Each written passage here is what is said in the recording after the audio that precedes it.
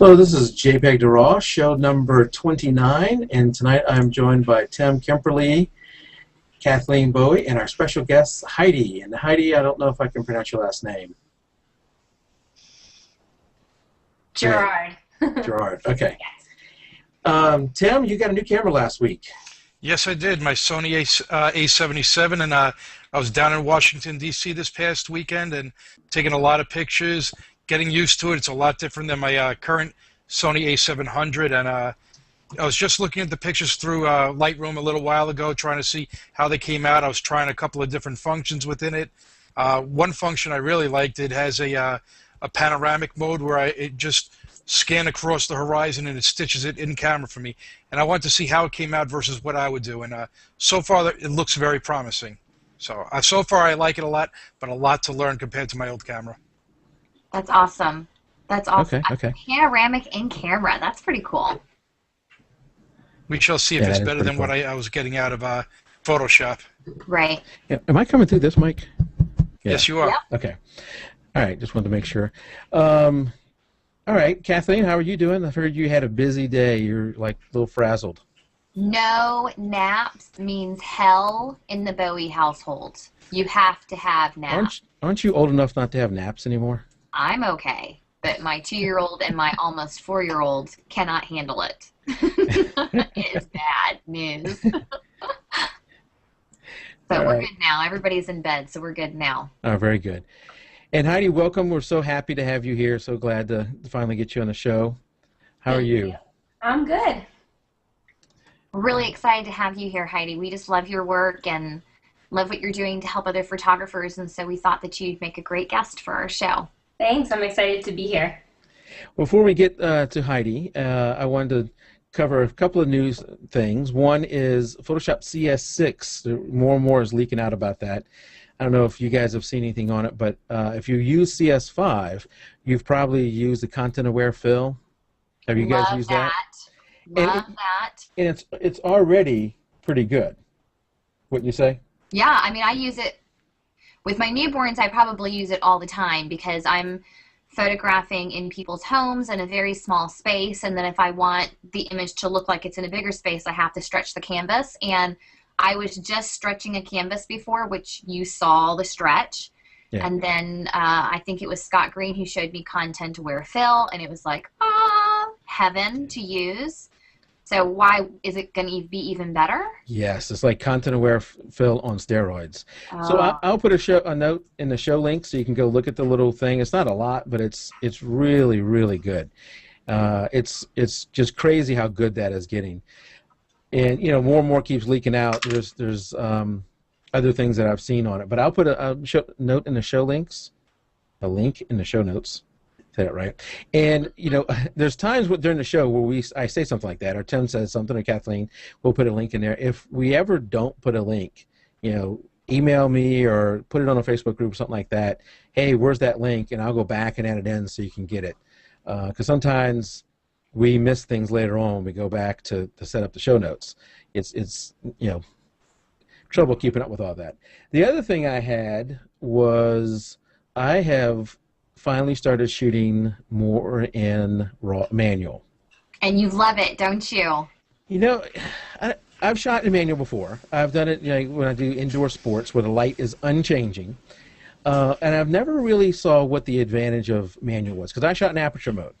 Okay. And so, I can go in aperture mode, and if I'm doing landscape, I can shoot in matrix mode in aperture priority, and then if I need to change the exposure, I just add or subtract EV, and that seemed that works for me. But I went out and shot some landscape shots, and I think I have one here. Let's see if I can bring it up. Not that one. I went and shot some of these Friday morning, and what I found with manual, I don't know if y'all can see that, but what I found with manual is, and I was using spot mode too, is it actually in some ways is easier if you have light that is not changing. When I'm shooting sports, it's going to be aperture or shutter priority. Manual is just not going to work. But when I'm shooting something like this, a landscape shot that while I'm shooting it, the light's not going to change that much. I think manual mode is easier. I pointed to those trees where I wanted the exposure to be right, and that was where the sun was hitting it, creating that glow at the bottom. Mm-hmm. I pointed to those trees and spot metering, and then just looking through my dial, saw that it was over or underexposed, and just changed the shutter speed. I'm shooting on a tripod. Changed the shutter speed till it wasn't overexposed or underexposed in that spot, and bam, I take it. And I think that mode is easier. So Yeah. I think I'm going to be shooting a lot more in manual mode. Yeah. I agree with that. Like we talked about previously, taking action shots like sporting events, I don't think I could take manual, but something like this, no doubt manual is the way to go. It's what I've been doing for probably over a year now after somebody talked me into it. I'm glad we finally talked you into doing it. Yeah, thank you. Yeah, I've been working on me, and I think every guest that's come on practically has said, yeah, shooting the manual mode. And it's like, what's wrong with me? I'm the only one that doesn't. And I even Sunday afternoon shot some of my son. My son now is 16, and he says, Dad, I want some sexy photos for Facebook. And I said, okay, one, I'm not going to shoot sexy photos for Facebook. He asked for sexy photos from his dad. I guess that's how. Yeah, I don't think I could do that either, Mike. Don't feel bad.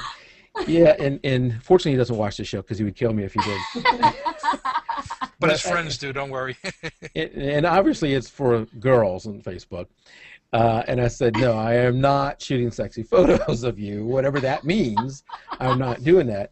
But hey, we can take some photos. He plays the guitar. We'll take some photos of you playing a guitar and that kind of stuff. And I put it next to a window and shot in manual mode. Spot meeting off the areas I wanted, and I think now I'm hooked. It's the strange thing is and maybe Kathleen and Heidi, you have run into this too. You get how is it? You get tired of doing the same thing over and over again. You kind of do the same thing, and a new lens or something new re-energizes you and gets you going again.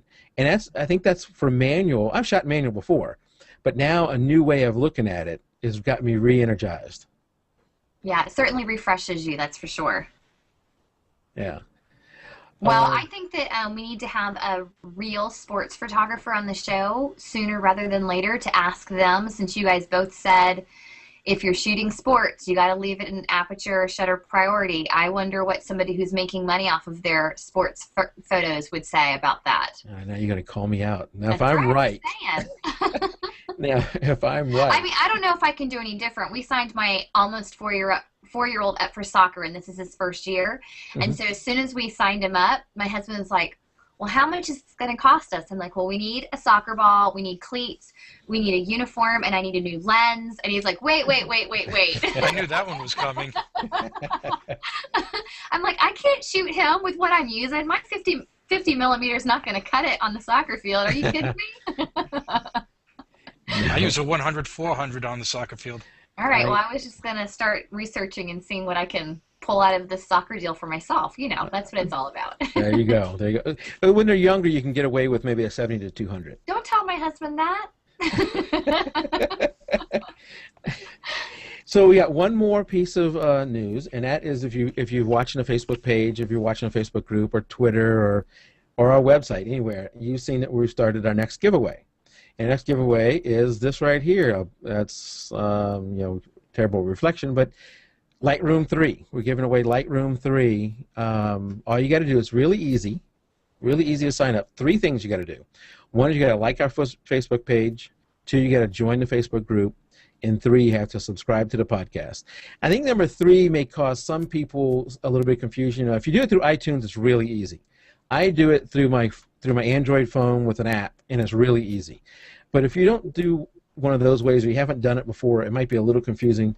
And there's links on the page, there's links on the website in different places. If you have any trouble, just let me or Tim know, or Kathleen, and we'll help you where we can. But you got to do those 3 things. Now, in previous giveaways, we had one with Rachel Brinke, we had one with Sarah Cornish from My Four Hens, and those 2 giveaways, there were things you could do to get additional entries. So I was thinking, what can we do here to get additional entries? And that is, if you get other people to sign up, every person you got to sign up, if they put your name, there's a little thing there where they say this person is the person who got me to sign up. That enters you again too. So they're in it, you're in it. So that, in some ways you would think the incentive is to get as few people entered as possible, so your odds are higher. But this way, your incentive is to get other people to sign up, and you will get credit for them if they put their name there. So make sure you get them to put their name there. And thinking about what jpeg2RAW is about, I started this with 3 or 4 main goals. One was I love talking about photography. 2 is I love talking to other great photographers like Hiedi and Kathleen and Tim and our other guests. And 3 was to help out people, other photographers, people who are just getting started, maybe some people who are not, who are further along in their career or journey of photography. And one of the things as you're getting started is the cost of software. And you got to have a computer, you got to have software, you got to have lenses, you got to have cameras. Just like you mentioned with soccer, the costs seem to never end. Yeah. And if you're doing this for a hobby, that's one thing. If you're doing this for a business, that's another thing. And both of them have pluses and minuses. So if you're doing this for a business, you can't just spend money at will either. In some ways, you have a little bit more freedom if you're doing this for a hobby. But in a small way for us to help out is we want to give Lightroom away to some photographer who doesn't have it. I love Lightroom. I know Tim loves it. Kathleen, you use it some. Hiedi, do you? I love what I use it for. I think it's great. Even if you don't use it for everything it's capable of, it's still fantastic. Hiedi, do you use it too? I don't. We tried using it about a year back or so, but I have an editor and a designer, and so we have to pass from computer to computer working off a server, and you can't save the Lightroom library. Okay. So I would go through and do my initial edits, and then they wouldn't be able to access the library with that. Well, we couldn't figure out a good way to do it at the time, and it could have changed since then, but we just kind of stuck with using Adobe Bridge for our cataloging, and then we use Photoshop for most of the editing. Yeah. I think that you're right. If you're doing stuff across a network with multiple people, Lightroom does have issues with that. So it may not be the best thing. But if you're not doing something like that, Lightroom is a very good product, and I now do 90+% of my edits in Lightroom and only push them over to Photoshop when I need to do layers or content-aware fill or something like that. Mm-hmm. I think one of the things with Lightroom is it is different than what most of the editors you've used in the past, most likely. So, along with giving this away, if the person wants to, Tim and I will do one of these Google Hangouts with them for about an hour and help them get started. Now, let me caveat that neither Tim or I are Lightroom experts, but we'll share the knowledge that we have and help you get started with it if you need it. I'm telling you, even if you guys aren't experts, that's a huge thing right there to give somebody your time, because you already know how it works for you. I'm always looking for people to show me how something works for them. It just makes it that much quicker for me to catch on and then kind of forge my own path. Yeah. And Kathleen, you may be asking, so what can I do to help out jpeg2RAW? So what can I do to help out jpeg2RAW? Well, it's it's easy, and what's better than easy? Free. Free. The thing you can do to help out the show is, don't do this now. I'm just talking, so don't anybody do this now. Below the chat, there's an ad.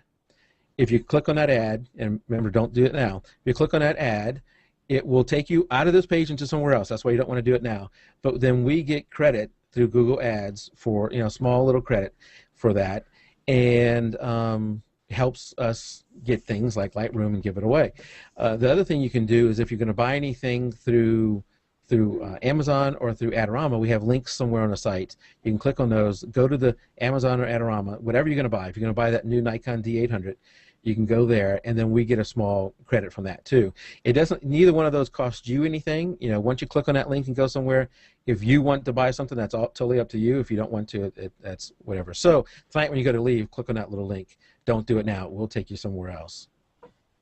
Awesome. So that's what you can do. It's free. When you go to Adorama or Amazon, it doesn't cost you anything extra.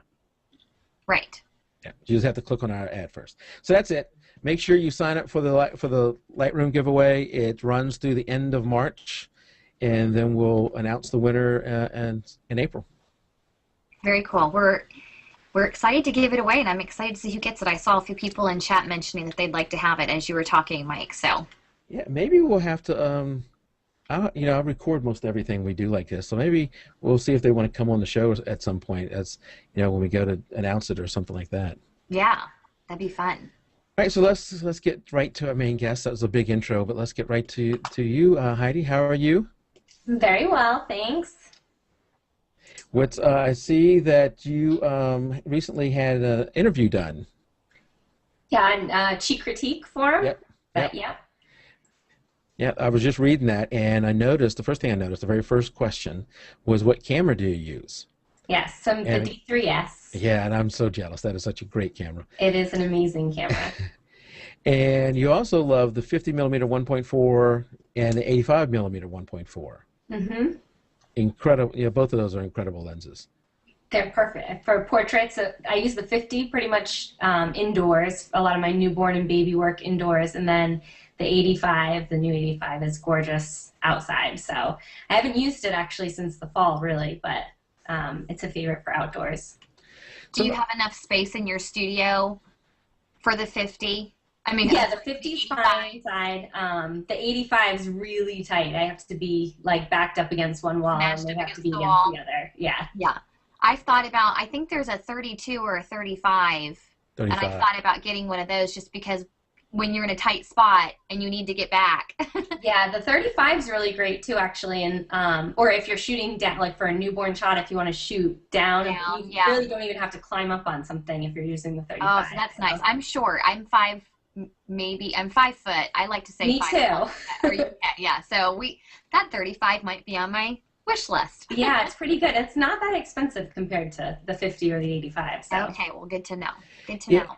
I got the 35 1.8 for the crop sensor, and I think it was like just $200. I think the 35 2.0 for the Nikon for the non-crop sensor is a little bit more expensive, maybe like $300, $350, but definitely way less than the 85. Yeah. Yeah. Do you shoot with a macro lens ever?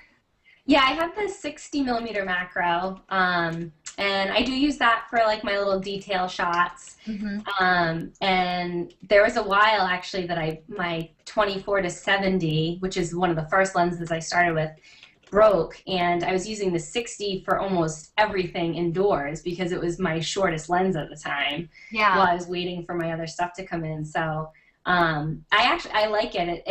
It's pretty comparable to the 50, just the bokeh isn't as good, but other than that, it's a nice lens for. I think having the longer one. What's the 105? I think it's a 105. Yeah. Yeah, I kind of covet that lens because I feel like it'd be nice to not be so close to a newborn to get those detail shots because you hear the noise of the camera, so right, exactly. In their face. Mm-hmm. But the 60 is pretty good though. Awesome. That's on my list too. Is the 105. Why don't you tell us about how you got into photography and how you got into, you got your business started and into newborn photography. And you do more than just newborn, but how you got into that. Well, I went to school for fine arts, not photography. I never could get into the photography classes because you had to be a photo major really to get into anything like that. So I went for art education and took all the fine art classes and started teaching. My first year teaching, I had to teach a black and white photography, like the darkroom class. And when you're an art teacher, they kind of give you anything in that department to teach. So I was teaching cooking, I was teaching child development, I had to teach photography, and didn't know anything about any of them. So that summer, I just kind of spent the whole summer in the darkroom learning manual exposure, processing film, and developing prints and everything. And so it kind of started there. And then I feel like at the time digital SLRs were sort of just coming out, or maybe I was just starting to notice them. So I had gotten a digital rebel and sort of got into the world of digital photography that way. Then I had to teach a Photoshop class, so had to learn Photoshop. So I kind of started to learn those tools, and then started a digital photography program at the school I was teaching at. And then I had my first daughter, Juliana, and I was on maternity leave. I took a year off from teaching, and I had macro filters for my kit lenses for the Digital Rebel.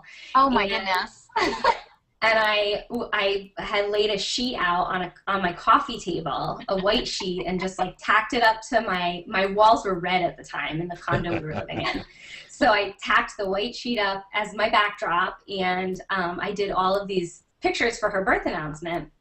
And I was doing all the detail shots with the little macro filter. And I must have spent an hour or two just getting every little detail, and I fell in love with the process. And so I had already been on Flickr for a long time at that time, because I used to have the kids at school kind of look for inspiration there. And so I started searching on Flickr newborn pictures, and I found a lot of the people in the country who are just amazing at it. And I had never seen anything like it before. And as soon as I saw it, I was like, this is what I want to do with my life. I fell in love. It was like, it clicked. And so as Juliana got older, I started doing some of it, and it wasn't very popular where we are in the Northeast at the time. So as soon as I started working, I got business really quickly. Yeah, I bet. Kind of took off from there. Yeah. I feel like, the newborn market is becoming more and more saturated, but I'm with you. When I started photography, I don't even know another photographer at all, much less someone who would do babies. Yeah. And most people are terrified of photographing newborns. Yeah. So Me. Yeah. So that's a great niche. I also saw on your site that you do, aside from the family stuff, you also just started a boudoir line. Yeah, we actually kind of started that almost a year ago now. We started doing it, and it was a fun departure for me, just to kind of, like you guys were saying, you sort of get bored a little bit sometimes, and challenging yourself to just step outside the box. I think it makes you a better artist in general, because even if you fail at something, it still pushes your boundaries a little bit, and you can take that information, like just doing boudoir shots, for example. Now I feel like my maternity work has gotten a lot better just from doing boudoir, because I've learned a lot more about how to pose the figure and what's flattering and stuff like that. Yeah. So we have done it, but we tend to book so far in advance with babies. Mm-hmm. And then we have to turn the whole studio over to do a boudoir day. So we kind of try to book it all in one day and set it all up differently. Yeah. So we don't do a lot of them. We do kind of, I would say, like one a season, really. One boudoir day where we do a few sessions. I will say this about your boudoir stuff. I'm going to choose my words carefully. Uh-oh. When I look at your stuff, I don't feel like I'm imposing, which is a really nice feeling. I feel like you do a really good job of making the woman look beautiful and not skanky.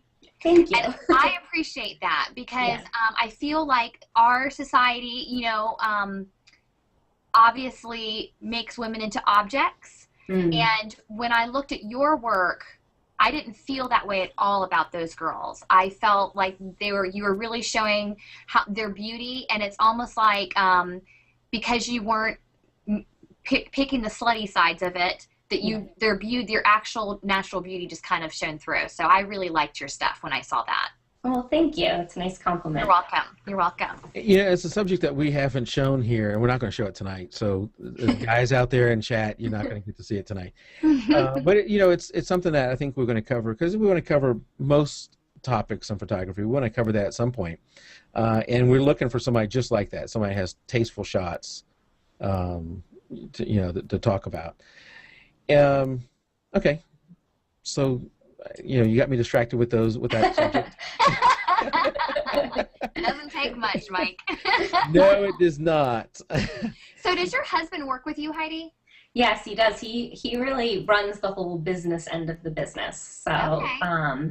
I Man, that is nice. I know. Pretty much everybody says they wish they had a Sean, because he really, that's his name, Sean.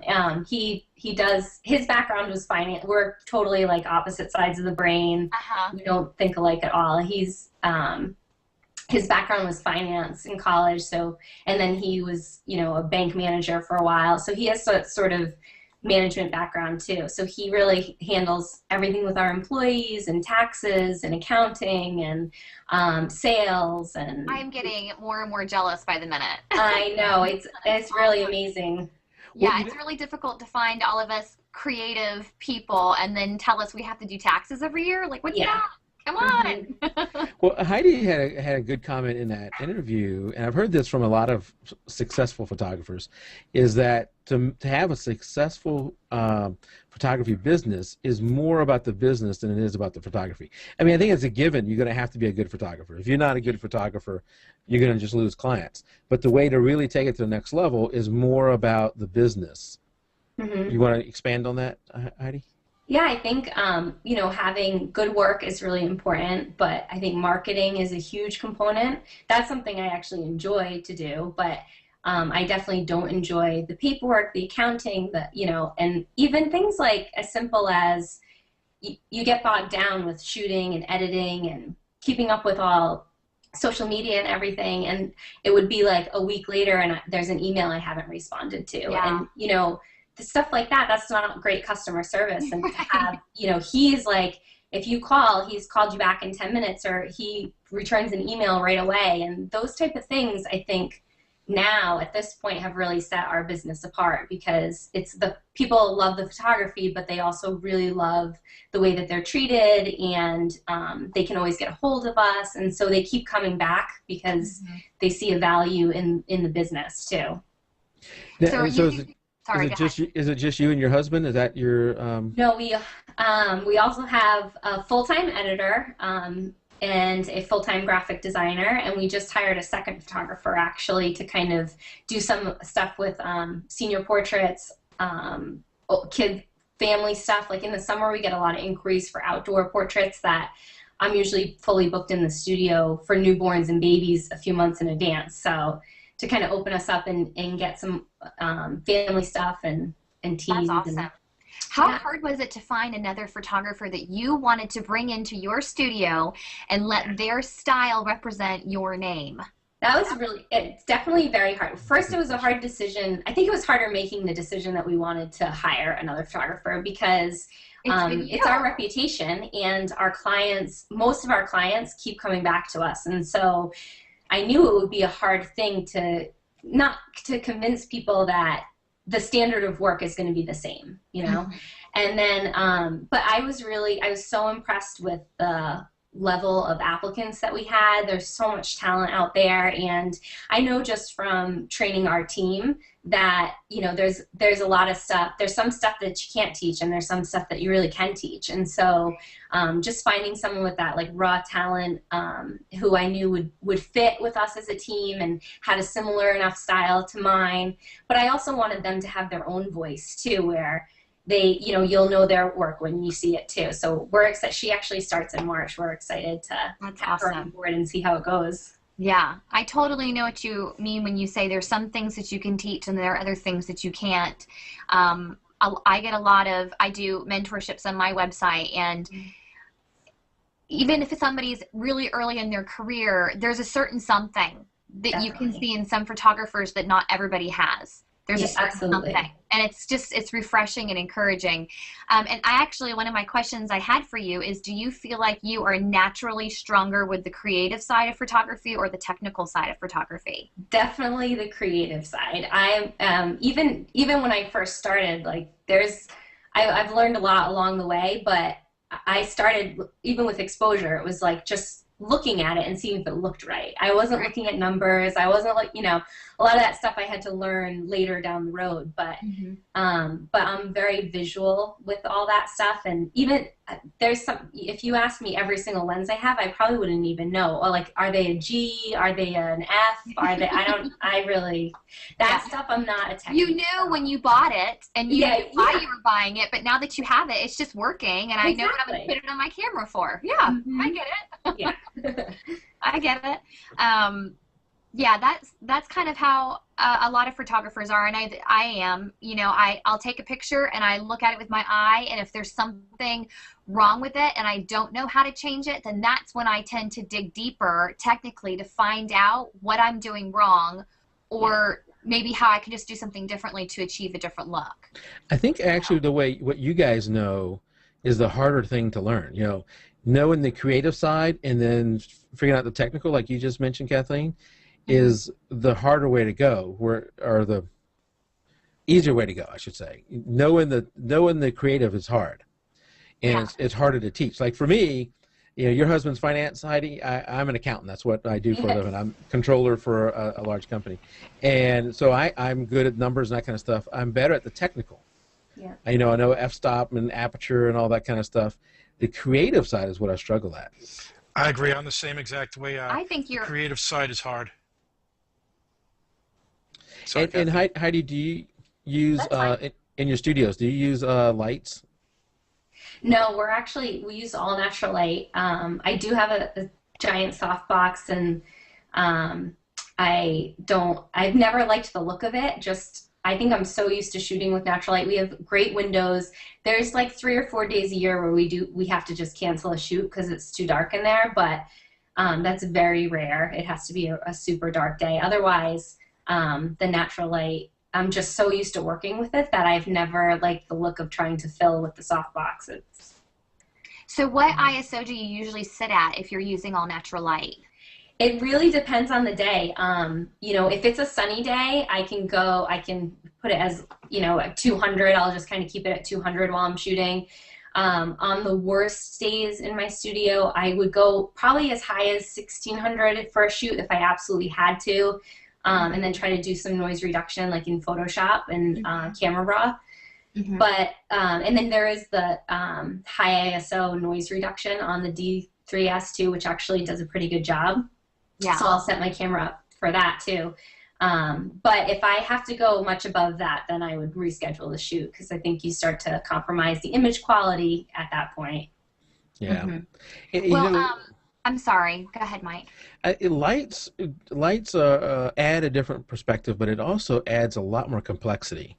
And you definitely have to. I don't know. I'm not good at it at all. When I'm shooting my son's sexy photos this weekend, if you just joined us, I didn't really shoot sexy photos. By the window, I started way too late. I only had about 5 minutes of good light where I was able to shoot, and those came out great. And I said, okay, let me try the flash. I screwed up every single one of them after that. Yeah. Well, I'll tell you this, that I think that there is a huge benefit to being able to be a full-time natural light photographer if you're in your own studio. Yeah. Because when we're in a transition right now, and we were in a home where I had a studio space, and so everything that I was doing was natural light, and I was really comfortable with it. And then now that we're in a transition, I'm going to people's homes, and I have no clue what I'm going to be walking into. And a lot of these homes don't have any window light at all. And so I just added a softbox to my regimen. And I'm trying, there's a lot of great photographers out there that use it and use it really well. Mm-hmm. Like I can't tell by looking at their pictures. And so that's a goal. Yeah. It's a high goal. Because like Mike was saying, it's a whole other beast in and of itself. Well, and I also saw a video that you had, Heidi, on, I think it was on YouTube somewhere, where you showed your natural window. And I think that you had like a film covering it, so it like diffused the light. Oh, I think my heart skipped a beat. I could not believe it. I was so jealous. I was like, that is so gorgeous. Oh, what a beautiful place to shoot. We have good light. We're lucky. And if looking at your photos, Heidi, I couldn't tell that they're, how do you say this? I mean, the lighting is not an issue. The lighting is awesome. The lighting is great. So, whether you were using natural light or flash, whatever you were using, it worked out great. Thank you. And I have a few of them. I'll get rid of mine. I have a few of them that we can just talk as we go on. I just wanted to make sure people got to see some of them as we were talking. So you also have a post up about safety, and I'm sure any newborn photographer who's been doing this for a while, that's an issue. Safety of the baby is an issue, and you've probably run into other photographers. If you're just like me, when I first looked at this, maybe not the one we have up now, but some of the others I looked at and go, wow. I hope somebody was really close to that baby, because it looks like that thing could have fallen off and a lot of damage and the liability to the photographer would have resulted. But Kathleen opened my eyes to no, that's not what really happened. There's a lot of composite going on. Do you want to talk a little bit about newborn photography safety? Yeah, I think it's definitely a really big issue right now in the field, and so I think it's important to talk about. When I I never took a workshop in it or anything, and there are a lot of really great workshops out there now. So if you can manage to do it, I think going to learn from somebody who's been doing it for a long time is a great idea, because they know really great techniques, and they'll also show you kind of the behind the scenes on how a lot of those poses were achieved. But yeah, I think that now, because the market is so saturated and the work is so out there, that people are seeing things being done, like a hammock shot where the baby's hanging, or the hands up pose where their hands are on their hands are underneath their chin. That's a really popular one. Stuff like that. That, you know, a lot of people don't realize that those are done. There are a series of images that are taken where the baby's really safely supported in all of the images, and then the photographer is then using Photoshop to kind of piece together all of those images and paint out the hands that are supporting the baby. So it looks as if they're in this sort of impossible pose, but really they were safely supported the entire time. They kind of are in an impossible pose, naturally. Yeah. Yeah. I think it's great. You know, I've seen a couple photographers do this, and it's something that I'm definitely going to start doing, is that whenever I post an image that was done as a composite, I'm going to put it right under the picture so that there's no misunderstanding that this image was achieved by composite, and it should not be tried, you know, without, you know, support with the baby, or without basically being trained to do it, you know? Yeah, definitely. I mean, I say being trained, and I was never trained, and so that's a difficult one. Like you said, it is best if you can afford to go to a workshop, then that's a great way to learn. If not, use your niece or nephew. Yeah, definitely. Or even just knowing. I think there's so many more resources out there. So yeah, there is. Even if you searched around under newborn, if you Google newborn safety, you're going to come up with tons of articles now, and they'll show you the before and after of the composites and how the shots were achieved. And even just knowing in the first place that even if a photographer is not sharing exactly how they created a shot, knowing, I try to, at least for, like, especially all the hanging shots, I try to at least write in that, either in that post, or if I post on Facebook, like, somehow work it into my post that, this is a series of images, like, oh, this took 6 shots together. Right, you want to ensure that other people aren't trying to take that shot with one picture. Yeah. Exactly, because they do. I mean, right. Yes. So the accountant in me is now saying the next thing also is two things, is to make sure you have some kind of clause in your contract that protects you somewhat, and insurance. Yeah, definitely should be. I think working with babies and children in general, that you should definitely be insured. I mean, anything could happen, and with people's kids, I wouldn't, even if you're going to other people's houses, I would never show up without some kind of insurance. Yeah, I know it's probably hard when you first get started, because it's just another cost. It's another cost. But I would think that even with a friend's child, that you have risk there. Absolutely. And that would be my biggest, before starting, I would say get a business bank account and get insurance. Yeah. So as long as we're on that, what, other than those two, what would be your advice to someone getting started? I have a lot of advice. Those are big, I mean, starting, when you decide you want to go into business full-time, not a hobby, or even if it's part-time, but if you want to be making money at it, I think separating business accounts from personal accounts is really important. I'm not even a very organized person when it comes to all that, but I at least threw all my receipts in a shoebox and let Sean sort them out. But I definitely recommend keeping that kind of stuff separate to keep it easier on yourself. And if you open a business bank account, a lot of times business checking accounts are free, so you can open a bank account. I would say register the name of your business with the state that you operate in, and you should register for sales tax too. So there's a lot of little, legal things with getting started. Us accountants maybe Sean should be our next guest. I know. Yeah. We can in the other room. Have him come in. We us accountants love having invoices just crammed into big boxes. Yeah. I know. I spent the other day literally from about 9:30 until about 5:30 that afternoon just going through the shoebox and entering all of my expenses, and I'm like, why have I not, I say this to myself every year, why have I not kept up with this better? Seriously, and I'm still not done. I spent a whole day on it. I'm still not done.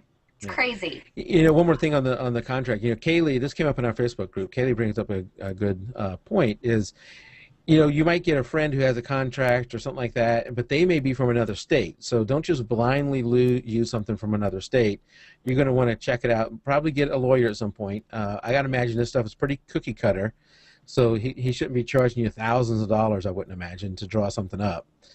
But, you know, safe, you know, you don't want to destroy your business before you even get started. Yeah.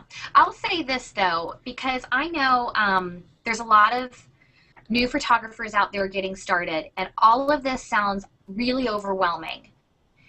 And realistically, a lawyer, business license, all of those things are extremely important.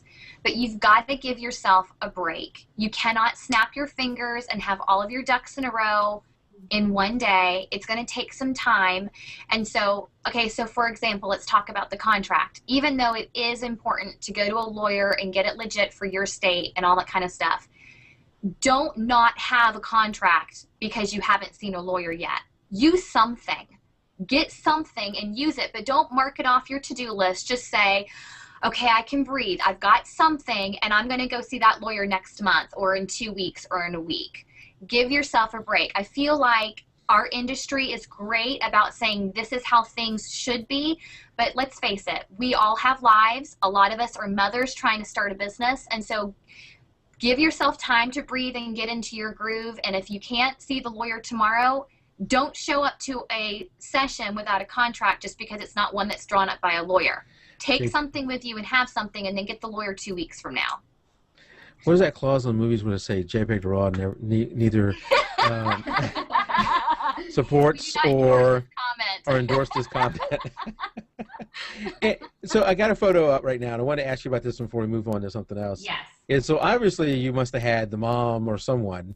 Yeah. So let me yeah, that is actually taken in front of. So that was just a black cloth backdrop. Yeah. And so the mom is standing behind the backdrop and supporting, actually like holding the backside of the baby.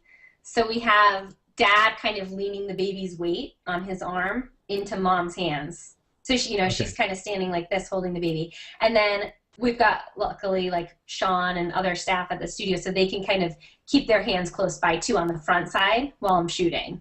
So we sort of got, the baby's being held more by mom than dad actually in that shot. Very cool. Okay. So the baby's actually leaning away from us. Yep. Leaning the other way, yeah. Yep. With mom supporting it. Okay. Yeah. I like that image. I like the one before it too. Crap. I messed everything up. Oh yeah. Oh, that one? No, I've messed it up, so I got to go back. I like this one too. It's coming up. Oh, look at her eyes. Yeah, I need to go back to that one, don't I? The one with the eyes. I saw that and I love the eyes too. Brother-sister. Is it a brother-sister shot or? That's what I love, and I'm going to use next year for my my newborn baby. You talking about this one? Yeah, it's sweet. The one right. Yes, that I love that one. Now, one, you know, now we're on the subject, I want to go to it. Gorgeous. I wanted to go to this one because this one, I had a question about this one. Yes.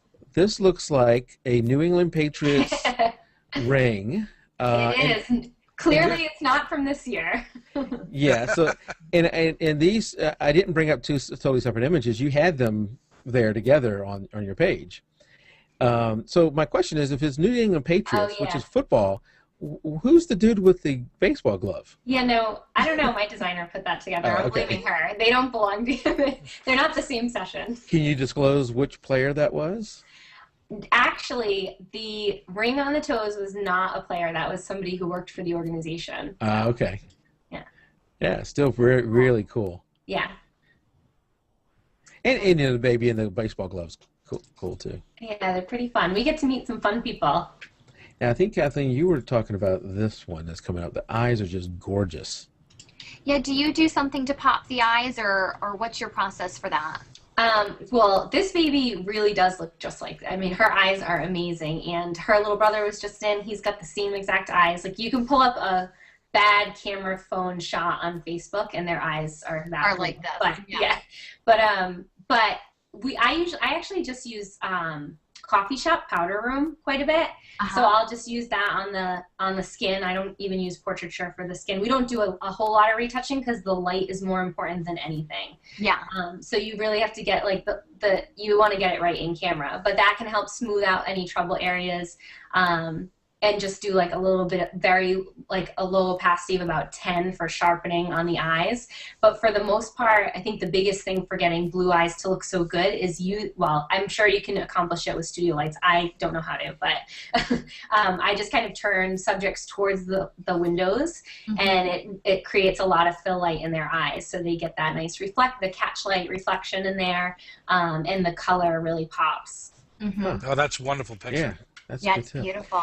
And, you know, I've mentioned this in previous shows, but you're never going to see the full quality looking at the live stream because we have to reduce the quality to get it to stream and so that you guys can view it. So make sure you go to Heidi's page and you'll see, I mean, it's even better than what you're seeing here. It's just gorgeous. Yeah, it's beautiful. I remember when I was starting out hearing this tip and I thought it was pretty cool.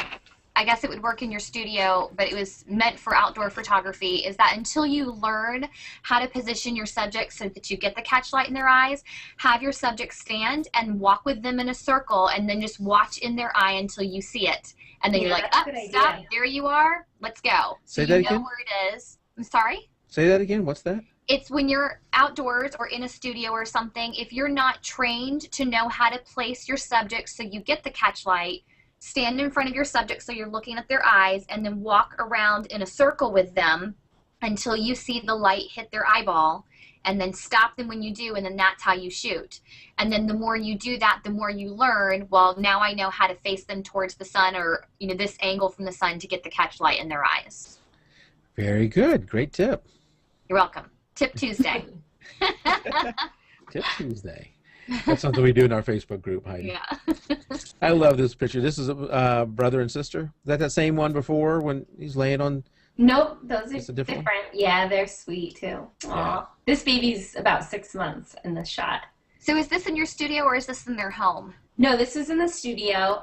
This was a mini session day, actually, and I had set up a little blow-up mattress with a comforter on top, and so that the kids could like jump on the bed and just. I knew we had a lot of toddlers coming in, and I only had 15 minutes for each mini session, and so to try to get something decent out of a toddler in 15 minutes. 15 minutes. Yeah. So I was like, how can we, keep everyone happy? And a lot of siblings too, like. Thinking about how to get them all posed together, and so we broke the bed out to try to be creative, and it actually worked pretty well. It was cute. It's such a sweet, sweet shot. I love it. So that's got to be for people who are like you guys who are in this and doing it all the time. How do you stay fresh and get new ideas and not just get repetitive doing the same thing over and over again? What advice would you have for somebody? I actually think the more you do it, the more creative you get, because you start to learn what I think doing things wrong actually makes you more creative with how to make things work correctly. Like, for example, I used to be mortified when I had like a 15-month-old boy coming into the studio. It was like, oh my God, this is just going to be an hour of chasing them around, and I'm not going to like anything. Half of it's going to be out of focus, that would like really stress me out. 1.5 to 2.5 years old can be really tough. But I think the more I've done them and probably messed up, the better I've become at figuring out, like, okay, well, that age group, you're not going to get them to sit in a chair and smile at the camera. You've got to pull all the toys out, and these are the things that boys like, and these are the things that girls are into at that age. And the more experience you have practicing with it, you start to figure out, like, oh, I know that if I always bring them into that corner and have those toys there, that I can make this noise, and they'll look up for a second, and it'll be a great shot, Do you find that the customers or clients also provide some inspiration? Definitely. Because each person's different? Yeah, we do a pre-session consult, because I do, especially things like a newborn session, where the baby's sleeping and you're posing them. There's like, hundreds of different possibilities. And for us, we like to meet with the client first. So they'll either come into the studio or we'll do it over the phone. And we talk about their style. Do they like colorful? Do they like black and whites? Do they like soft images? Do they like candids? Do they like traditional posing? And we'll kind of go through and get a sense of their style. Then I like to know what they're going to do with the pictures. So are they looking to hang them on the wall? Do they just want all the digitals? Do they want to create an album or a storyboard where those detail shots are important? Because I don't want to fill their gallery with 15 macro detail shots if all they want is one big, huge portrait for their living room, because they're not going to order any of the detail shots. It's a waste for them and for us of, you know, the session time together. So we kind of get a feel for that. And then for birthdays, they, you know, they have a lot of great ideas, party theme and what their nursery looks like, and that kind of stuff can help inspire the shoot a little bit. And I always like to ask about the baby or the subject that I'm shooting too. Is there any, do they have favorite toys? Do they like to read books? Do they like puzzles? Do they like instruments? And then I can try to work those things into our sets to keep them happy, because the most important thing, you can create the best set, and if the kid's crying in the middle of it, it's going to be a horrible picture. So the most important thing is keeping them happy, even if you have to clear everything out of the set and just let them run around, you know? Yeah.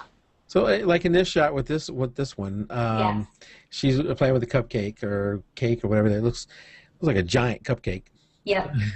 Was this toward the end of the shoot, or was this a mini session? Yeah. The cake smash, we do a regular session. Well, a regular session. We do usually like 2 or 3 outfits first. And then we do the cake smash at the very end, because they're going to make a huge mess out of it. Right. So as this set was, the mom showed us a picture of the dress. She emailed us the dress. So we kind of matched the set to the dress. Nice. And then we do this. This is like the last 15 minutes or so where they get into the cake. Well, she looks like she's having a great time. Yeah, she did. I bet that's fun almost every time. It really is. It's really funny. Kids react really differently. Like, some love the cake, some are scared of, like, the frosting makes them scream. Like, it's pretty funny. Some are all business, where they won't even look up. It's almost bad if they like the cake too much, because they just sit there and eat it, and they won't even look at the camera once. Oh, you're like, eyes up here. Eyes. Yeah. Oh, goodness, that's too funny. That was something I was going to ask you, too, is about keeping it fresh. So, Mike, I'm glad that you asked that, especially, I find that a lot of times, since I do a lot of outdoor work other than newborns, but everything for me is outside. And because it's a different location, that helps keeping it fresh. But in a studio, I liked hearing your ideas of how to keep it fresh working in a studio, because it's different. It's totally different. And I got this next one up. This is obviously not a newborn. This is a couple. Is this like an engagement session or just a couple shoot or what? Yeah, this is a really old picture, actually. This is when I first started. This is my little brother and his fiance at the time. Okay. They now have a 2-year-old little daughter. But yeah, this was for their engagement. So this was practicing on family, basically. Yeah. Well, you were good even back then. I love the, obviously your eye's drawn to them, but I love the thing around, the movement that's going on back there. This is actually taken with my Digital Rebel. And, I didn't mention this earlier, but I want to make sure to point this out to Kathleen. Uh-oh. Digital Rebel is Canon. Yeah. What does she use now? Nikon. Yeah. So talk to us about that. Well, I started with the Digital Rebel, obviously, and that's what I taught at the school that I taught at, too, so I was really familiar with those. But then when I was looking into buying my professional camera, I'm like a horrible decision maker, so I read every review out there, and I was kind of debating between the D700 and what's the Canon 5D Mark II? Yeah, no, it was just the 5D at the 5D. time. Okay, yeah. So I was kind of looking back and forth between those reviews, and I ultimately settled on the Nikon based on the reviews for low light, shooting in low light, because for the first year or so I traveled to clients' houses too. And that is really challenging natural light situations, and I also had no clue how to use any studio lights at all, and so that I didn't even use a reflector at the time, which actually I do use a reflector quite a bit now to help with the lighting, but I ultimately settled on that mostly for like the low light capabilities of it. Mm-hmm. Yeah, one thing that confuses or photographers struggle with is white balance. How Yes. do you do anything special for white balance? Since you're shooting natural light, you're not controlling the color of the light. Right. When I first started, I was basically white balancing in post processing, and I was leaving it at auto, and post processing later. And even when I white balance manually now, I still tend to tweak it in Photoshop because I'm like a huge color. I definitely notice color. I don't know what I'm doing. I just know it doesn't look right, you know? So I'll notice it's a little too yellow, or for skin tones especially. So I just kind of play around until I feel like the skin tones look the color that I want them to. Indoors, there's not much I need to do because I've got white walls and that really white light. So that's pretty easy for me. Things will be a little bit more blue on a cloudy day. And is it Kelvin? Is that what it's called? Kelvin. The K number, right? Yeah. See, you know, I told you I'm not technical. But I'll set my K number sometimes. Like I go into the white balance there and I'll set it to make it a little more yellow if it's an overcast day. But other than that, if I'm outdoors, I'll kind of play with that too, because you fight the green so much with, like, I shoot at the park a lot, and it's like so much green in their skin. But I'll just eyeball it in camera, and then when I get into Photoshop is where I really tweak it. So. Okay. So you're not setting like a white balance with a gray card or anything like that? Mm-hmm. Nope. I like the idea of using the Kelvin. I've been paying more attention to that number recently since I've been tweaking. I kind of do what you do. I post process. Even if I set it, I still end up tweaking it, like you said. But I've been noticing the numbers more in Lightroom now that I've been doing the white balancing in Lightroom versus in Photoshop, and so I might try and do that in camera. You know, as much as y'all tease me about using a manual, the other thing I've not done is I've never used auto on my camera. You never use auto white balance, or just auto on your camera? Never used auto mode. At the very beginning, I used auto white balance, and here's why I stopped. It'd be interesting to hear Tim's thought on this too. So I'm shooting sports, and I shoot a kid, and I'm doing 3, 4, 5 shot burst, and, you know, bam, bam, bam, bam, bam, bam, like that. And if you're on auto white balance, it is amazing that in it's shooting 3 frames a second. In that case, when I do a 3-shot burst. And the white balance is slightly different in each one because the auto white balance judged it differently. So early on, I switched to I'm either going to set it using the gray card, or I'm going to go with a Kelvin setting of 5600 or whatever it's going to be. And that way I know even if it's off a little bit, they're all off the same. Yeah. I agree with you, Mike. I definitely see the issue out there when I'm taking pictures on soccer and going across from one side of the field to the other. The picture is definitely a different color, and I've definitely been guilty, and I know we talked about this with using auto white balance, and I've tried using a gray card during an indoor basketball game, and I definitely saw the benefits of it, and I've been trying to go away from the auto white balance, but I'm still kind of stuck in it, and then I go into in Lightroom afterwards and I make adjustments. Well, you know, Tim, nothing. The thing about photography is there's no one rule. That's true. Whatever works for you. Right. So Heidi, with that, the fact that you're doing so much in post, are you shooting JPEG or are you shooting RAW? RAW. And sometimes I'll do a little bit of the white balancing right in Adobe Camera Raw too when it first opens up. So you can, if something's really off, you can kind of play with it there first. So I would say white balance and just tweaking the exposure. And if I have to recover highlights, that's pretty much all I do in Adobe Camera Raw, and then I'll open it in Photoshop and do my processing there, because I really like to work with layer masks and be able to work on just one part of the image and paint out the rest. Yeah, that is so incredibly powerful. That's the thing. You know, people ask me what program should I get, and you know, if you're only going to get one, it's probably Photoshop. But the problem with that, it's $700 or whatever the price is. So if you can't spend that much money, you know, maybe Photoshop Elements and Lightroom, something like that. Yeah, ultimately, if you can, you want to get to probably having Photoshop and Lightroom. That would be the best of both worlds. So, you know, we're gonna help you out with a little bit of that. I can't buy everybody Photoshop. So, when I say that I shot in a certain Kelvin, the danger with that, and the thing, another reason why I want to shoot RAW, is I've also gone out to a soccer game, Tim, and shot the whole game with like the flash setting in the Kelvin. So I get home and I've got 300 shots that are blue. Oh. Yeah, I've done that too. The thing with RAW, and especially with Lightroom, you just change that first one, bam, copy all the other ones, and in 10 seconds, you've changed all of them to a different setting. That is true. Yeah. I definitely notice it's easier to change white balance in Lightroom than it is in Photoshop. At least for me, it is. Yeah, they share the same Adobe Camera Raw engine. The engine that's in there is the both. So isn't in both of them. So they both have the same. But it just seems power. easier for me to select it in Lightroom and do across a group of pictures. It does for me too. Yeah.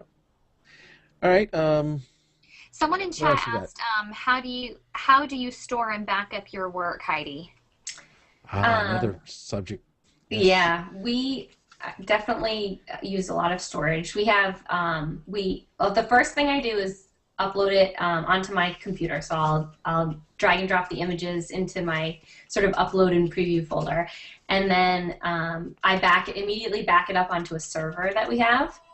So I have all the originals backed up on the server, and then we also back it up on an external hard drive. So we've got a few different places. Then the server is a physical unit within our business, and that gets backed up online as well. So we've got a lot of backups. Who do you use for your online backup? I want to say it's Backblaze. Does that sound right? Yep. I have like a consultant now, and she handles, for like the past year, she's come in and handle kind of all of those technical issues for us. We use a consulting firm. Yeah, that's something. Aside from being a photography hobby and my true job being an accountant, the tech side is another. I'm a tech geek, and backup is something I probably over-preached here. If you come to the show more than once, you probably heard that. It is incredibly important. It is just a matter of time before you lose hard drives. And there's a saying, I'm not going to get this right, but it's like a 3-2-1 backup plan. You got to have in three different mediums in 2 different places. And what is the one? I don't remember one of them's got to be offsite. Yes, one of them's got to be offsite. I use Crash Plan. Backblaze is another great one. If you do it in Lightroom, there is a way that as the photos are coming off the card, it'll send the photos to 2 different locations. Yeah. So I have mine going to my computer, and then one going to a rated server. So immediately they're backed up already. But what do you do if you don't have a server? I think in the worst case, like if you want us to go the absolute cheapest, this is not the best, but this will get you started, is go and buy a USB hard drive that's attached to your computer. The downside to that is in the same physical location as your computer. So you don't have protection there. You will want to have off-site, because one of the things that any on-site backup does for you is it doesn't protect you from fire, flood, or theft. Somebody breaks in your house and steals your computer, it's all gone. So you do need to have that off-site. And I don't know about Backblaze. I think it's fairly cheap, but Crash Plan is like $50 a year for unlimited amount of storage. I just started using Crash Plan because you do. Because it's fairly cheap. Now, I think if you want to step up to the next level and you don't want to get into building servers, I have an 18 terabyte server running, so it's a huge amount of data. The next step that's easier, but it is expensive, is a Drobo. Have y'all heard of a Drobo? It's a lot of photographers use it. It's a device that's maybe about this big. It looks like a big, how would you describe it, Tim? A big toaster? Like a medium tower computer. Yeah, it looks like maybe a medium tower, a big toaster or something like that. And it can store like 5, 6, 8 drives, depending on what size you get. Oh, I have one. And it is. I just didn't know what it was called. And it is. Well, I don't know if you have a Drobo. Okay, well, I have one that fits 2 external hard drives on it. Yeah, the power of a Drobo is that it's rated. It's RAID means the data is protected from a drive. If one of your drives gets lost, right, you can pull a hard drive out and it'll automatically. Yeah. So like my main server is rated, and it's the same way Drobo is. I can take a hard drive out of it that's filled with photos, and I can still get the photos off the server. Oh no, that I don't have a Drobo. And so that's what, because as you get hard drives will fail. It's just a matter of time. Right, it's not if, it's when. I have a little thing that has two 1 terabyte external hard drives in it. Yeah, it's not. That's it's not just right. I don't know what it's called, but I know what you're talking about. I've seen them, but it's not Like a a draw. docking station. Yeah, docking station. That's something totally different. I don't want to get into too much backup here because I can talk about this for a long time. I'll put a link in the show notes to Drobo. They are a little bit expensive, but I think as you start to build your photography collection, your photo collection, and you don't want to step up to a real full big server, Drobo is an excellent solution. Okay, sorry, I got off on a little tangent. Because it's important, but go ahead, Kathleen, or I'll keep going. Oh, you crack me up. Okay. Well, Heidi, what do you find yourself like more drawn to as far as the age groups? Do you find yourself more drawn to the newborns, or do you love the 6-monthers, or is it the year photo shoots that you love? I think, well, my favorite age would have to be right around 6 months or sitting up, so like 6 to 8 months once they can sit up, because it's so easy. They just sit and smile, and they can't go anywhere yet, and you can pose them a million different ways, and they're adorable at that age. I do love newborn shoots too. They're getting kind of hard for me now though, because I'm like 6 months pregnant, so I'm starting to feel it in my back. Yeah, I bet. And the set, it's a long, hot session. Yeah. But I really do love newborns too. How long do your newborn sessions usually last? About 3 hours. Mm-hmm. They're good. Usually for the first half hour or so, I have them feed the baby, and then it's usually a good 2 hours of shooting after that. But it depends on the baby and if they need to feed again during the session. It's all kind of laid back. Sometimes it takes them an hour and a half to fall asleep. Sometimes they come in ready to go. So it's very long, but it's also really laid back and relaxed. Do you have like a workflow to your newborn sessions? Like, do you always start with like a wrapped pose, or what's your workflow for that? If the baby's wide awake and they want family shots, I'll start with family shots. But if the baby is sleeping right away, then I go straight to the beanbag.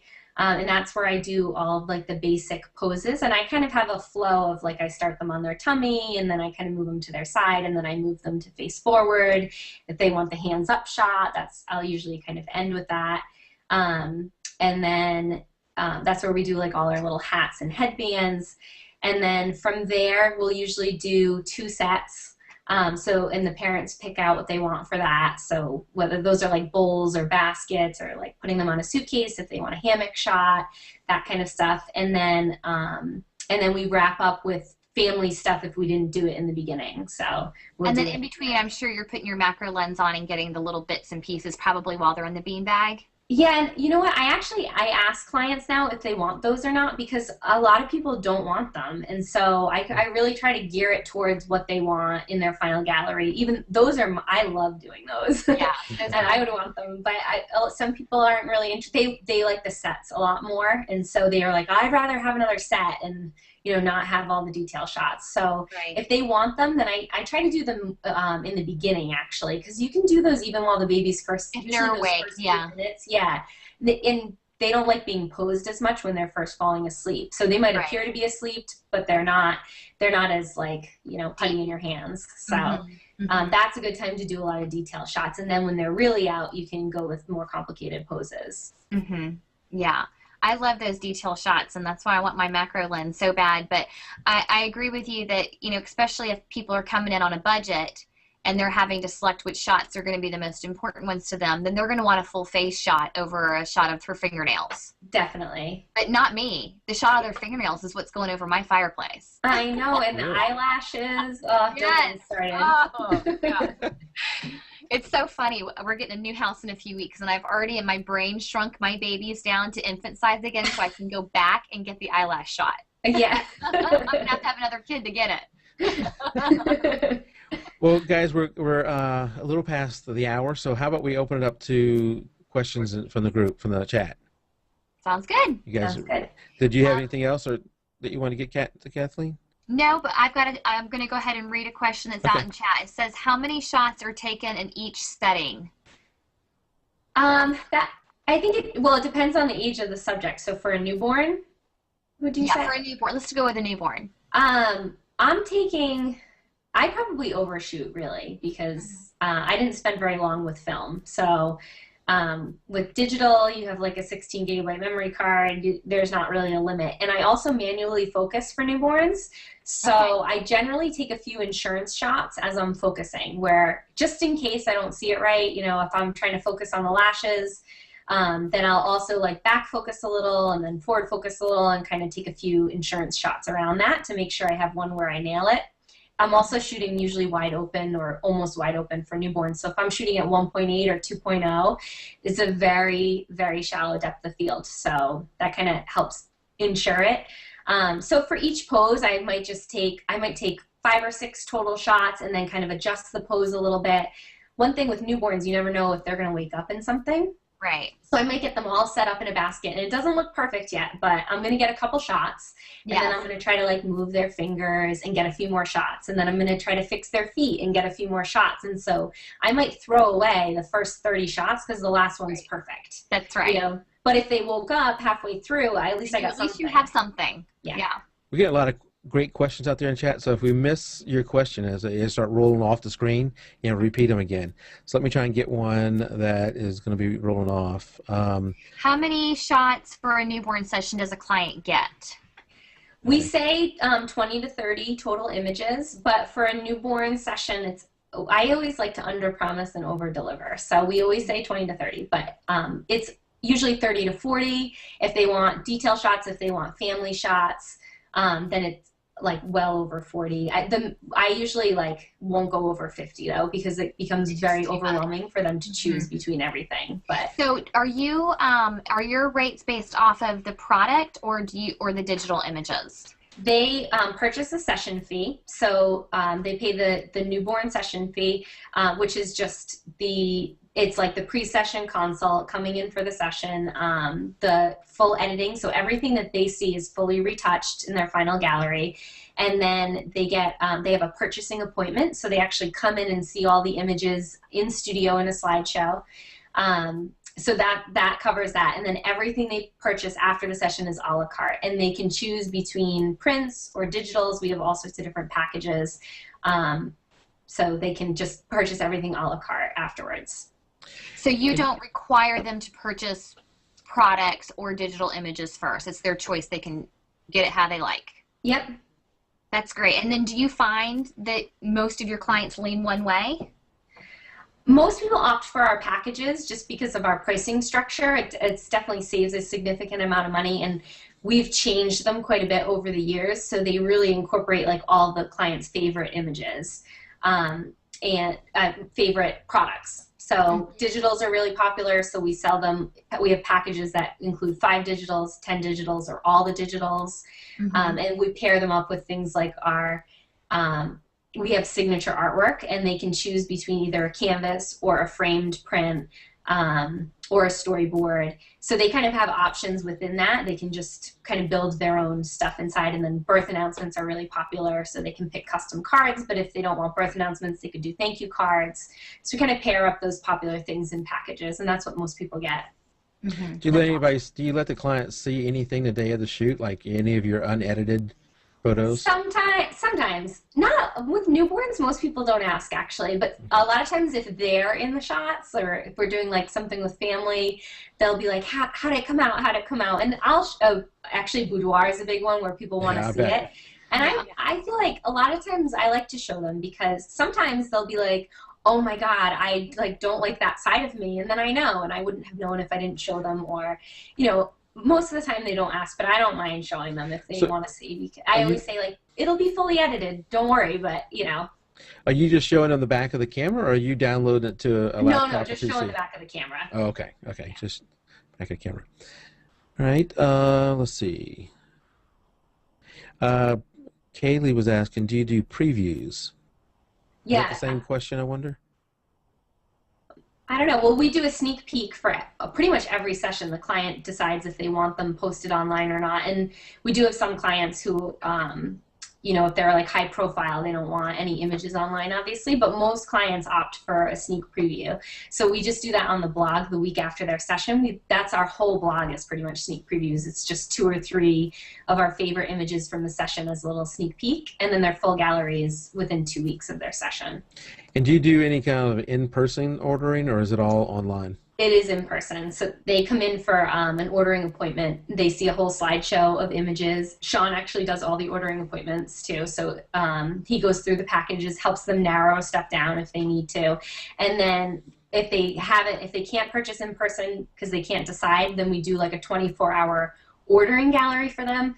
But the gallery is really not great for viewing images. The images do not translate. It's like the color is different, the quality is not as good, they're watermarked. Well, and who knows what kind of computer they're viewing it on, too.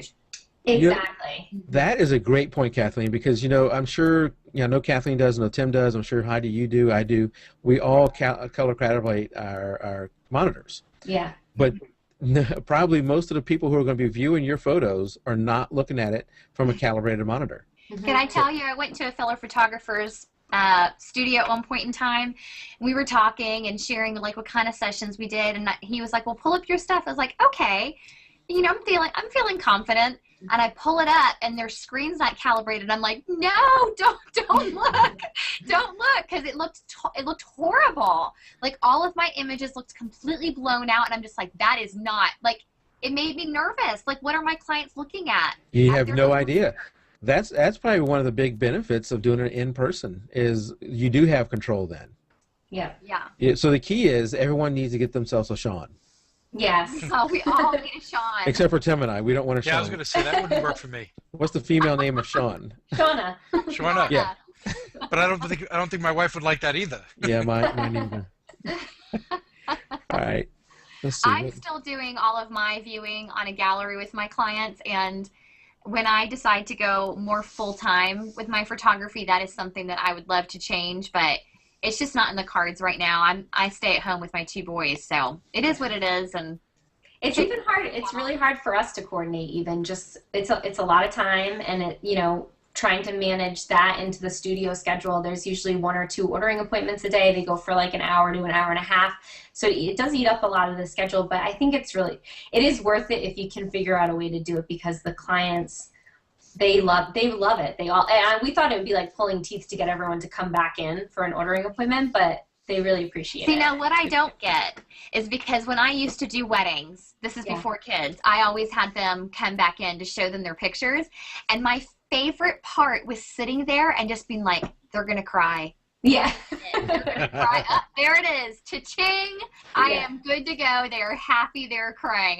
I'm good to go. That was my favorite part. So you letting Sean do it, that's like, I know. I want to know their reaction. I actually ask afterwards. I'm always like, how did they like everything? What did they say? What did they, we can actually, I'm downstairs from where he is, so I can hear a lot of times of their reaction. I'm like, oh, I wonder what one they're looking at, Yeah, exactly. So how are you showing it to them? Is it on a computer or a prints or projector? We're projecting it using ProSelect. So we're using a projector, a screen, which I actually think I want to get rid of the screen and do, I've heard of people using like a flat screen TV, and that it's like a brighter image because it can be a little dark on the projector screen.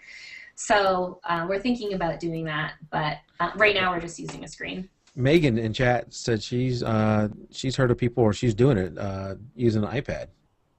Yeah, that's actually a really great idea, but I do like being able to blow it up large, though. That's true. Yeah. There's a definite benefit to them seeing it. We sell so many more huge wall portraits by blowing it up. Because you want it that big for your house. Mm-hmm. And nobody wants to use an Apple. People will have totally different favorites when they're large, too. And there was a while where we were transitioning, and they got to see it at home first, and then they'd come in for an ordering consult afterwards. And when they got in, they're like, oh my God, I have totally different favorites. Just seeing them all blown up so large.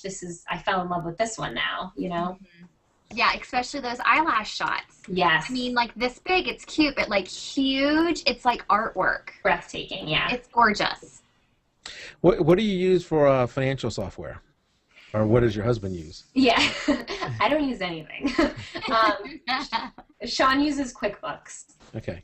So, not exciting, sorry. No, even for me as an accountant, QuickBooks is not exciting. But it's a good piece of software. Yeah.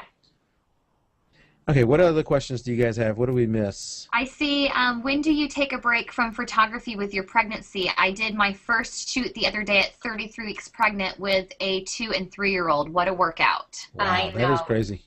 It's hard. I'm shooting pretty much every day still. we're taking sessions all the way through up until a week before my due date, but our second photographer is coming on in March, so I'm excited to have a little bit of help. And our designer and editor have been really amazing too, because they'll come up and actually I feel like I'm turning into a diva because I'm like, can you go get that for me? I'm all out of breath. And can you lug that upstairs? Our props are all downstairs, so we kind of have to carry. Let me give a warning to everybody. I just got the notice, you know, Google Hangout after a while will say, are you still there? Yeah. Gives you about a minute. If you don't click it, it kicks you out. So be looking for that because y'all will be getting it any minute. Okay. All you gotta do is click it. And I just got mine. Yeah. Okay. So Tim and we've all been kicked out before because we didn't pay attention. Sorry. So is your studio not in your home? No, it's not. It's it's actually 5 minutes from our house. Although we're hold on. There's my message. Hang on. There we go. Glad I mentioned it. Kathleen, yeah, I got mine. It's around the corner from where we live. It's just like in a little plaza. It's very small. It's about, well, not small, but it's about 1,000 square feet. So for everything we do out of it and the staff that we have, we're outgrowing the space a little bit. Well, that's a good problem to have. Someone in chat asked, what are your favorite actions? I do love playing with actions. I think I try them all because I like to play. It's just like part of the creative process for me. I like Florabella actions. I love all of her actions. Oh So Posh has some fun ones for outdoors. They're like really colorful. I don't know. I guess those are probably my favorites. Mm-hmm. What about if a shoot's not going well? Either, I can't imagine it's from you, but let's say the client, the baby, the child, whatever, just is not going well. Do you ever stop a shoot and say, we're going to have to do this another time, or what? That's a good question because it doesn't happen often, but last week I had a 4-month-old in, and 3 to 4 months can be kind of a tricky age. And about halfway through, she was teething already, and so she had her hand in her mouth like the whole time. And if I usually have little tricks for getting them to take their hands out of their mouth, and anytime I tried, she got really upset, and nothing seemed to be working. So we took a break. I'll usually take a break is my first thing. So like try a snack or feed them a little bit, and maybe it's too much too soon. Take them in the other room and distract them, and then bring them back. And then if it's really still not working, we actually said, you know what, she ate, still wasn't feeling good. So I said, why don't you guys come back next week? Because I'd rather have you have images that you love than try to struggle for an hour to have mediocre images. Like, well, I don't mind having you back in. And turned out she like started smiling right at that point. And so I said, let's go back in the other room and try a couple more shots. And we ended up getting it all. Like in the last 15 minutes, she totally changed and was great. But I would, if it was really not working, I would say, you know what, let's try this again. But it's harder when you're on location too, because you're going to have to travel back to them and, you know, change your schedule around and stuff. So that's definitely a challenging situation. One thing that, would be a tip for any photographer and for you guys, if you guys end up enlarging your studio space at one point, trying to find a space that has a large clawfoot bathtub, because a lot of times when I've had difficult babies, throwing them in a big bubble bath like solves all the problems in the world. And up next to that white tub, the light just kind of, you know, you have a natural reflector in there, and those end up being some of my prettiest shots. So does the baby just float in there? You have to make sure they're sitting up before you can put them in a tub. And then a lot of times if I know, like if I ask the mom, is your baby sitting up yet or not? And she's like, well, she kind of is. And I know that there's a chance we might do bathtub shots. I'll tell the mom to bring her bikini bottoms and a cream tube top. And I have her get in the tub with the baby. And so good idea. You see the tube top in some of the pictures, but there's so many bubbles that sometimes you don't. And if it's white or cream, then it just kind of blends. And actually seeing the tube top a little bit helps you feel like you're not imposing on a private moment, because then you know the mom's not, you know, naked in the bathtub with the baby. But they're always great shots, and kids love bathtubs. So anyway, Tim, I don't know about you, but I'm trying to cut back on wearing my tube top. I've never done it with a dad. All right, what other questions? I'm trying to watch. I'm waiting for the server to actually have its question about are you still there? Because I don't want to miss it.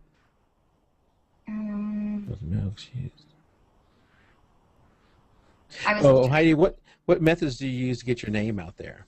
How do you know? Especially this is probably a problem when you first got started. Is how did you get the momentum going? One thing I did in the very beginning was, well, first I thought a website was really important. I'm very visual, so I thought that like first impression for people was really important. So I spent a long time just trying to get all of that set before I really like went into business. And then to start, I did promotional sessions. So I called them portfolio building sessions, and offered a discount on the session fee. It's hard though. I think it's better to sort of price yourself where you want to be priced and then offer a discount on a session so that you can, when you have built your portfolio enough, you can stop doing that rather than starting super low and having to raise your prices all the time because you lose that initial client base. Mm-hmm. But if you sort of gear it as that you're doing them as portfolio building sessions, that they're getting a deal on this particular session, then you can sort of build in the beginning, and then word of mouth, I think from there was really important. So once I did those portfolio buildings and we shared them online, the sneak previews are huge because clients love to share those. So that at least their network of people are all seeing the images. Facebook, once I joined Facebook, that was really big too because we'll share their sneak preview images on Facebook and then tag them, so their whole network of 200 or 300 friends will all see the images as well. So that's a great avenue for marketing as well. We've done a couple print ads, but I don't know if we'll ever do them again because we just don't get a lot of business that way. We have a little pre-session questionnaire, so they fill out a bunch of questions about themselves where I get to know them a little bit, and the first question is, how did you hear about us? And most of the time they answer either, I have a friend who came to you, or I saw somebody else's sneak preview, a friend of a friend, or they found us through an internet search, which, that's just through building your internet presence through social media has been really good for us too. Okay.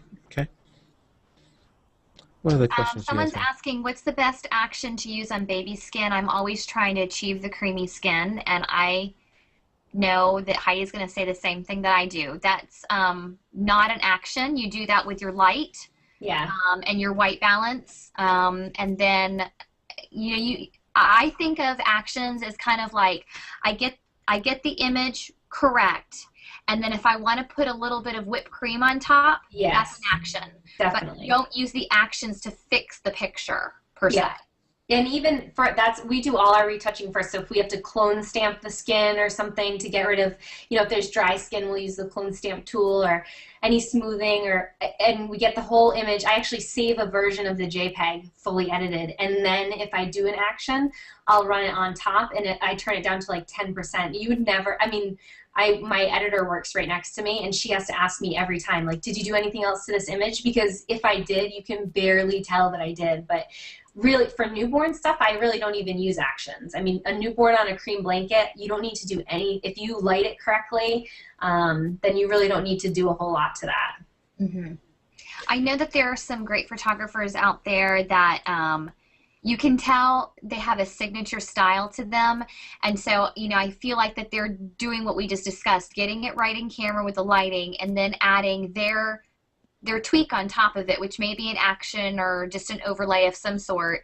And so that's all in finding your style. And Heidi, your style is a very clean style, and I like it. I love the style. I love the clean style. Yeah. Thank you.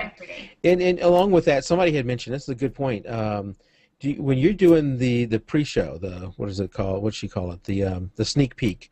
Are you showing the absolute best from the session? Because one of the things that we're asking is, maybe I'll show the 8.0s or the 9.0s, but I'm going to save that really, really good one for when they come in and to do the ordering to wow them then. Yeah, I try to do that. I used to have bigger previews, and I've tried to cut them way down, so I'm only showing 3. What I try to do now, though, is show a little variety in my work. So I'm more trying to show different sets or different, keep things fresh, I guess.